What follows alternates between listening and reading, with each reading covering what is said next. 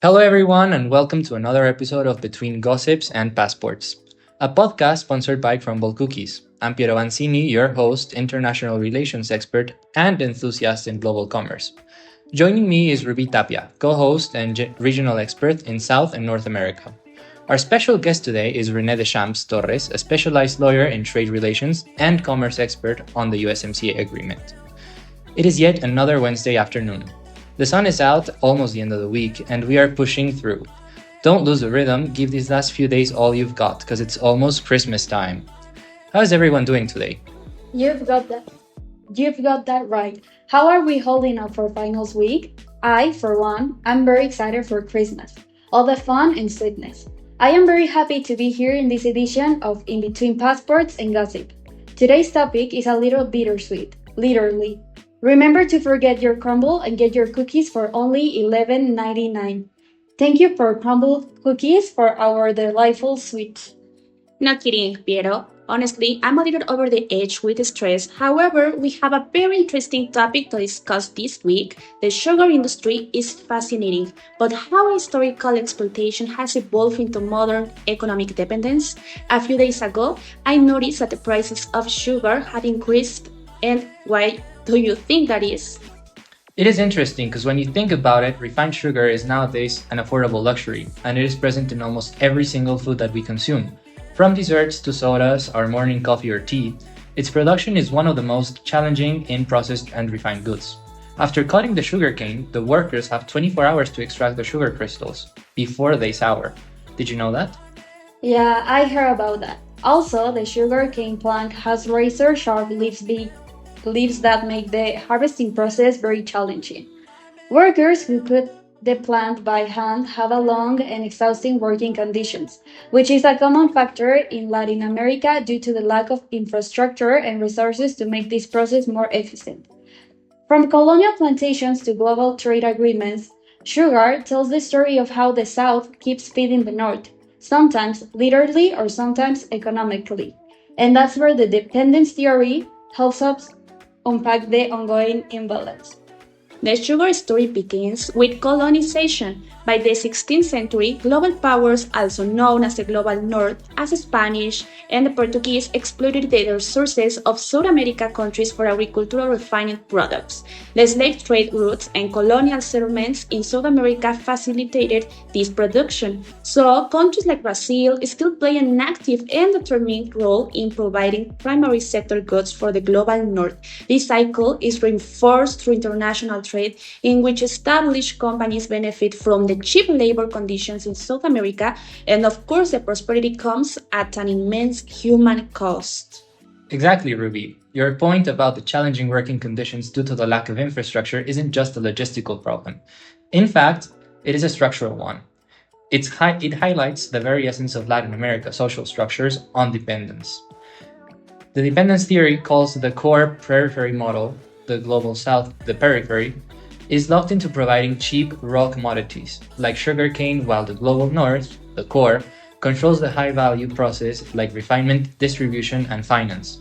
This is how the profits are extracted, so is the sugar industry literally just built on colonial wealth and influence? Exactly. Ángel Pérez in Historia, azucarera del Caribe, explains that sugar wasn't just a commodity, it was a structural domination system that benefited from slavery and harsh working conditions. South American countries were the perfect paradise to produce sugar. Think about the vast land and water resources, the cheap labor force, and weak institutions that allow companies to abuse their workers. The Caribbean resources fueled European industrialization, while colonies were left exploited and underdeveloped. Can you tell us more, Rene, how this work in USMCA relations? And I recognize that there is a huge disparity between the countries that are integrated in this free trade agreement. Mexico's case is equally telling, as Irving Reynoso Jaime details in Hacienda azúcar en Morelos. Mexican haciendas replicated that colonial model. The owners of sugar mills consolidated vast tracts of land, exploiting indigenous and peasant labor to supply both domestic and export markets. What's remarkable is that even after independence, the structure didn't really change. It just adapted to new elites and global demands. This can all be explained by dependence theory, right? Developed scholars like Raúl Prebisch, Gunder, Frank argue that the global wealth flows from the periphery, Latin America, Africa, and Asia, to the center countries which represent the colonial powers of the 19th century. The unequal trade relations between these blocs are shown as follows. The global south and Latin America countries extracted raw materials and exported them in large quantities to private enterprises who refined them and resell the processed products in the region at a much higher price. Right. Dependency isn't just about history, it's about its structure. Even today, Latin American countries export raw materials while value added industries are concentrated in the north. For example, the US refines imported sugars and uses it in processed foods, generating billions in profit. Meanwhile, workers in Central America still earn meager wage for harvesting cane, its modern exploitation wrapped in shiny packaging.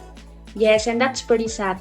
And also, it's deeply ironic that sugar, once called white gold, it still follows colonial logic. Even after trade liberalization and globalization, the South remains dependent on exporting commodities while importing industrial goods. The trade imbalance never disappeared, it just changed form, and it's pretty sad. Let's talk about how this cycle persists today. Renee, given your background in trade law, how do modern agreements like the USMCA shape the sugar economy? That's a great question, Piero. Under agreements with NAFTA and now the USMCA, sugar production and trade have been contentious issues. The United States protects its domestic sugar industry through quotas and subsidies, limiting imports from Latin America. This keeps US prices artificially high and restricts market access for southern producers. It's a structural form of protectionism that reinforces dependency. Latin America can produce sugar, but it can fully compete. So, what I'm gathering is that even free trade isn't truly free. Exactly. It's asymmetrical.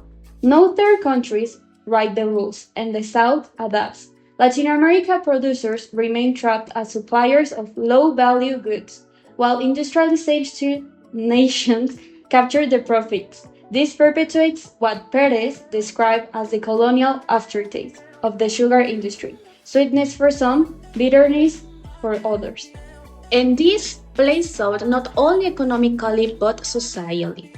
In many sugar producing regions, poverty and inequality are directly tied to monoculture economies. Workers face low wages, limited rights, and dangerous conditions. Now, the cutting of sugarcane by hand is still widespread. As noted in studies of rural labor in Central America, the harsh reality behind our sugar consumption remains invisible to most northern consumers. That brings us to a moral question. Who benefits from this sweetness? The global north has built industries that produce soft drinks, candy, and processed foods around cheap sugar. Just like in the past, these countries are stuck as exporters of raw materials throughout the world. Meanwhile, the social and environmental costs remain and are absorbed by these countries. These issues have ramifications beyond the industrial areas. Absolutely. When we look at Brazil, for instance, the largest sugar exporter in the world, we see the same duality. There are innovations and scale, yes, but also deforestation, labor exploitation, and dependency on global demand. It is a modernized version of colonial extraction. And it's just not economic dependence, it's environmental and political dependence too. When global markets fluctuate, countries like Brazil, Mexico, or the Dominican Republic suffer disproportionately. Prices fall, jobs vanish, and governments are pressured to maintain exports rather than invest in diversification. Let's pause for a second. We talk about economy and politics, but let's connect this back to the core of dependency theory. The idea that underdevelopment isn't a natural state but rather a condition generated by the global system. Exactly. Dependence theory rejects the notion that Latin America is behind simply because of bad governance or inefficiency. Instead, it argues that its a very connection to the global economy is what keeps it underdeveloped. In the case of sugar, the South produces wealth but doesn't retain it. The surplus value is extracted by the North through trade, technology, and capital control. And this isn't just an economic issue, it is a cultural and psychological issue engraved in the history of these countries and the legacy of colonial structures that remain, systems that were initially designed for the global north. So, when we sip our morning coffee with sugar, we are tasting centuries of dependency, regardless of where the sugar is processed.